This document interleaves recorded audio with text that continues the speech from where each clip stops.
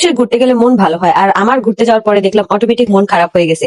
এই ভিডিওতে সম্পূর্ণ তোমরা সবকিছুই দেখতে পারবা। আখিরা ঘুরতে যাচ্ছে, কিন্তু সবার মন ভালো থাকলেও আখির মন ভালো নেই। হঠাৎ করে কেন আখির মন ভালো নেই, কি ঘটেছে আখির সাথে জানতে ভিডিওটা না টেনে শেষ পর্যন্ত সঙ্গেই থাকুন। মানুষের ঘুরতে গেলে মন ভালো হয়, আর আমার ঘুরতে যাওয়ার পরে দেখলাম অটোমেটিক মন খারাপ হয়ে গেছে। এই ভিডিওতে সম্পূর্ণ তোমরা সবকিছুই দেখতে পারবা। তো আজকে সকালবেলায় আমার ছোট ভাই বলতেছিল আজকে 16ই ডিসেম্বর আমাকে ঘুরতে নিয়ে চল। তো এই জন্য আমরা বের হয়ে গেছিলাম আমরা চিড়িয়াখানায় যাওয়ার উদ্দেশ্যে। আমরা শুরুতে একদম ডিসিশন নিতে পারতেছিলাম না যে আমরা কোথায় যাব। তারপরও আমরা একদম কোন রকম রেডি হয়ে গেছি। তো খেতে খেতে আমরা পৌঁছে গেছি চিড়িয়াখানার দরজায়। এসেই দেখি এত পরিমাণে ভিড় আর এত পরিমাণে জ্যাম।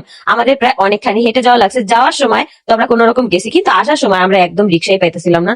এই যে দেখো মানুষ আর মানুষ, এগুলো কিন্তু একটাও মানুষ না, এগুলো হচ্ছে সবই টাকা। কারণ হচ্ছে আজকে এত পরিমাণ মানুষ আর কি ঢুকছে। ভাবছিলাম ভিতরে কত না জানি ভিড় হয়, কিন্তু না, ভিতরের পরিবেশটা মোটামুটি ছিল। কিন্তু এত মানুষের মধ্যে গিয়ে হচ্ছে মজা লাগে। একা একা আর কি গেলে যখন দেখা যায় মানুষ কম থাকে, ওই সময়টা না ওইরকম মজা লাগে না। এদিকে আমরা বাঘ দেখতে এসে দেখি যে সে ঘুমাচ্ছে। আমি যতবারই বাঘ দেখতে আসলাম সে ততবারই আর কি ঘুমাইতেছিল। একবারও আমি আজ পর্যন্ত দেখতে পাইনি, কিন্তু সিংহ মামাকে আর কি জাগনা পেয়েছিলাম। তো এইদিকে আমার অনেক পরিমাণে হাতি দেখতে মন চাইছিল, কিন্তু হাতি কোথাও খুঁজেই পাচ্ছিলাম না। লাস্ট পর্যায়ে আর কি খুঁজে পাইছি। কুমিরও দেখতে ইচ্ছা করতেছিল, কিন্তু দেখতেছিলাম যে বাচ্চা কুমির। তো এদিকে আমরা একটু খাওয়া দাওয়া করতেছিলাম। আমরা একদম পুরো টাইমটা খাওয়া দাওয়ার উপরেই ছিলাম।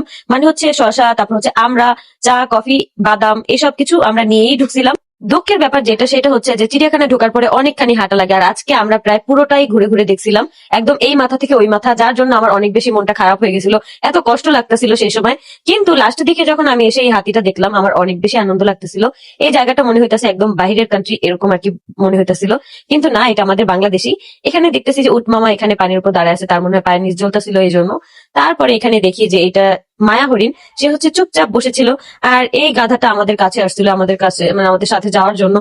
দুর্ভাগ্যবশত ওকে আমরা নিতে পারলাম না। আর এইদিকে এই তিনজন এত পরিমাণ খাওয়া খাইতেছিল, মনে হইতেছে তারা হচ্ছে সারাদিন রোজা রাখছে, এখন ইফতার করতেছিল এইরকম আর কি। তো এই যে এখানে আমরা জিরাফও দেখে ফেলছি। জিরাফ গুলা দেখতে ছোট মনে হইতেছিল, কিন্তু সরাসরি এগুলো এত লম্বা লম্বা ভাই, বিশ্বাস করো। আর এইদিকে দেখো তারা দুইজনই এখানে ঘুমাইতেছিল। ওই যে বললাম না যে বাঘ যেটা ভিতরে থাকে সবসময় আর কি ঘুমায়, আমি একবারও দেখতে পাই না। কিন্তু এই পাখিগুলো আমার কাছে অনেক বেশি ভালো লাগছিল, একদম অন্যরকম মনে হইতেছিল। তো এই যে এক পর্যায়ে আমাদের ঘোরাঘুরি শেষে একদম ক্লান্ত মনে আমরা হচ্ছে বাসায় ফিরতেছিলাম। লাস্টে কিন্তু একটা সুন্দর ফুটেজ আছে যেটা তোমরা একদমই মিস করো না। তো এই যে যাওয়ার সময় আমার অনেক ফ্যান ফলোয়ারের সাথে দেখা হয়ে গেছিল। আর এইদিকে এই জিনিসটা এত বেশি সুন্দর লাগতেছিল, একদম হরিণগুলো এক কর্নারে গিয়ে একদম দাঁড়ায় আসছিল। কেন যে দাঁড়ায় আসলো আমরা নিজেও জানি না, কিন্তু যখন একসাথে আসতেছিল এত সুন্দর লাগতেছিল। এই যে দেখো এই ফুটেজটার কথাই আমি তোমাদেরকে বলছিলাম।